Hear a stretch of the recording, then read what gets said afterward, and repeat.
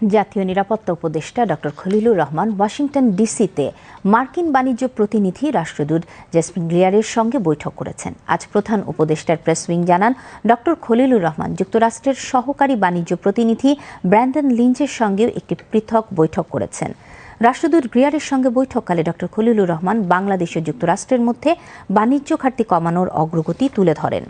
খলিলুর রহমান বলেন, পারস্পরিক বাণিজ্য চুক্তিটি আনুষ্ঠানিকভাবে কার্যকর হওয়ার আগেই যুক্তরাষ্ট্র থেকে উল্লেখযোগ্য হারে আমদানি বাড়িয়ে বাণিজ্য ঘাটতি কমানোর ক্ষেত্রে বড় পদক্ষেপ নিয়েছে বাংলাদেশ। ইতোমধ্যে চুক্তির কিছু গুরুত্বপূর্ণ দিক বাস্তবায়নও করা হয়েছে।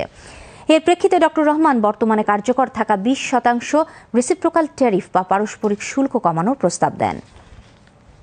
রাষ্ট্রদূত গ্রিয়ার এই প্রস্তাবটি ইতিবাচকভাবে বিবেচনার আশ্বাস দিয়েছেন। এছাড়া যেসব পোশাকে মার্কিন কাঁচামাল বা উপকরণ ব্যবহার করা হয় সেগুলোর উপর থেকে মার্কিন শুল্ক কমানো বা প্রত্যাহারের বিষয়ে ডক্টর রহমানের প্রস্তাবটি গুরুত্বের সঙ্গে বিবেচনার বিষয়েও তিনি একমত পোষণ করেন। এদিকে দ্রুততম সময়ে পারস্পরিক শুল্ক চুক্তিটি চূড়ান্ত বাস্তবায়ন করতে অমীমাংসিত বিষয়গুলো দ্রুত সমাধানের বিষয়ে উভয় পক্ষ একমত হয়েছে।